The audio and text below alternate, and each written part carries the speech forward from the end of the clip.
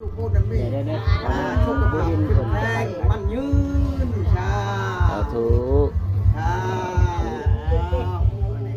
บ่ยินจังได้ทหารในเรือนช้านะแม่ช้ากับวันสุดท้ายพวกเรายังช้าเอาช้าแล้วก็พูดนี่ชาแล้วครับ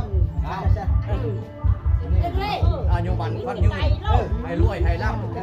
ให้ถือหวยแดงช้าพูดได้เลข3ตัวแมลงให้พวกเจ้าแมลงเล็กช้างแมลงเล็กช้างให้พวกเจ้าใส่คือแก้วนอนรับแล้วกับฟันให้เลข6โตเนี่ยโอ้ยังไม่ได้6โตก็2โตครับเนาะอายุสุขังพลังมัน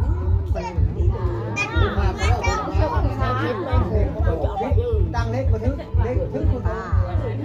บ่ถึงชื่อเลขเลยมันถึงโต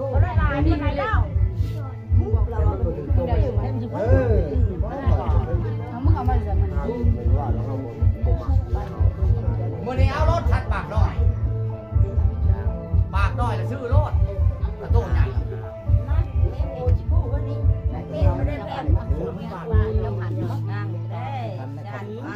ใช่ผู้แขนผู้ออกไข่บ่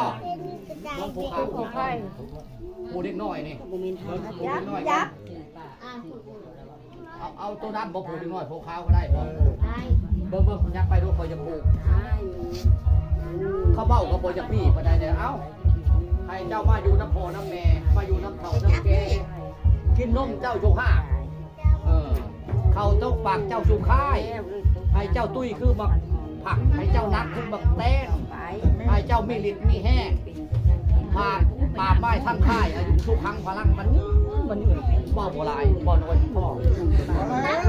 อาจารย์โอดโอ้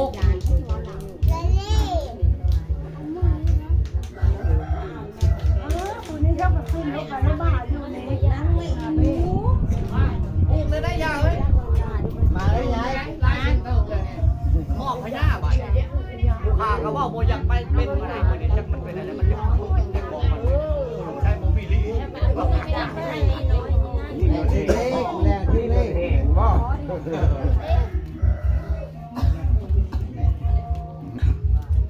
นั่งทีเราไม่ได้มาแล้วนะเอ๋เอ้ยที่ตรงไหนโอ้พ่อคือเอ๊ะเอาเดินไปนะเห็นชะมอยบ่ทางล่างนั่นคือบ่มีบรรยากาศคือชะมอยมันจะเป็นอะไรเป็นหน่วยชุดจักรพันเทพ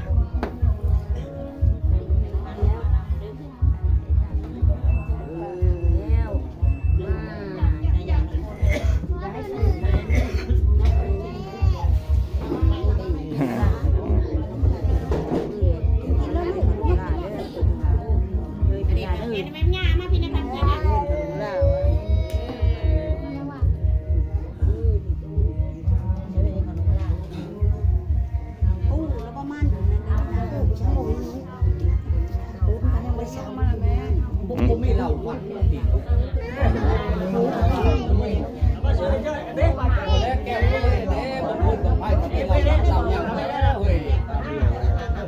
วันก็เดียวยอไรมันบ่มีเหล้าหวานได้เค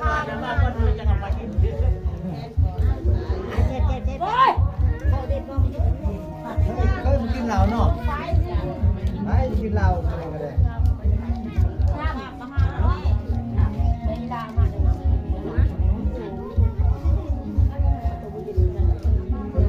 เคยเมาจะว่าแบบนี้เล่นขันจะไปพูดอะไรพวกนั้นนะขันไปคนละขันคนที่บอก